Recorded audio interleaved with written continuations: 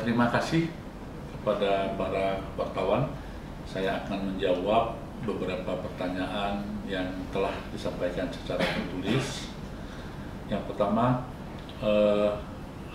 apakah ada pasien positif dengan kondisi ringan sampai sedang yang dipindahkan ke rumah sakit darurat Wisma Atlet?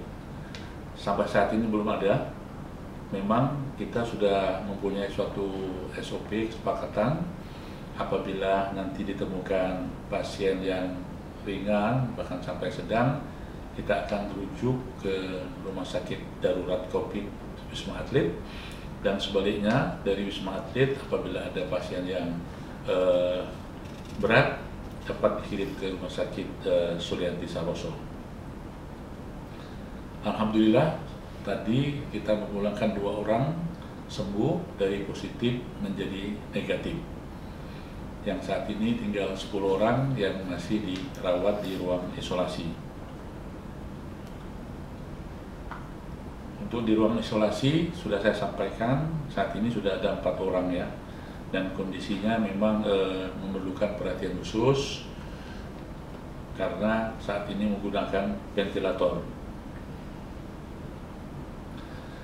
Untuk di RSPI ini sudah ada perluasan ruangan isolasi dari 11, saat ini kita sudah bisa memakai sampai 30 tempat tidur.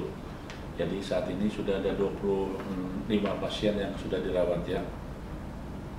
Untuk APD, alhamdulillah APD di RSPI ini masih cukup, dan kemarin baru Hasan mendapat tambahan dari BNPB melalui Kementerian Kesehatan dan Dinas Kesehatan yang saat ini cukup untuk sampai seminggu ke depan, dan mudah-mudahan kita akan mendapatkan tambahan lagi APD.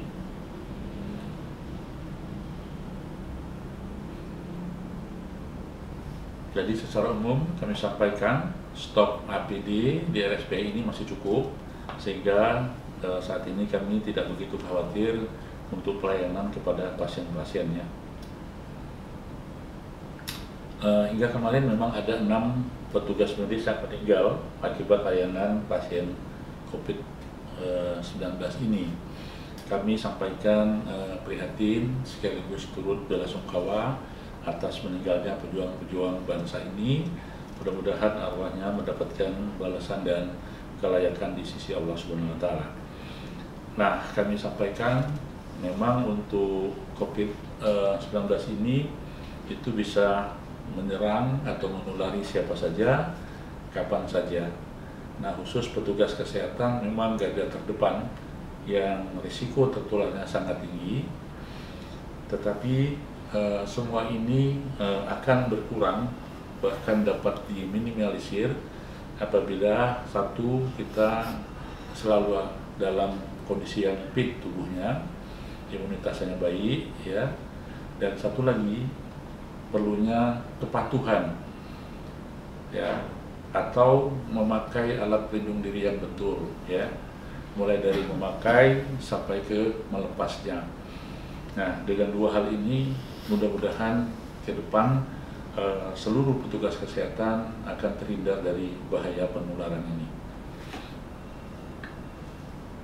Nah, imbauan kepada petugas kami, di samping kami memberikan perhatian khusus kepada seluruh petugas kami, baik itu perawat, analis, cleaning service, ya, kemudian dokter-dokter terutama, itu untuk senantiasa patuh, taat, dan memakai alat pelindung diri yang benar, dan melakukan PPI ya, yang betul, mulai dari cuci tangan, kemudian memasang masker, dan seterusnya.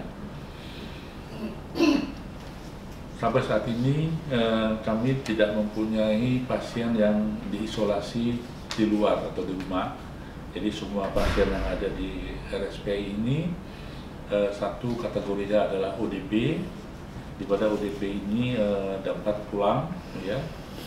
Kemudian yang kedua adalah PDP yang dirawat di ruang rawat isolasi, juga pasien yang confirm semuanya dirawat di ruang isolasi.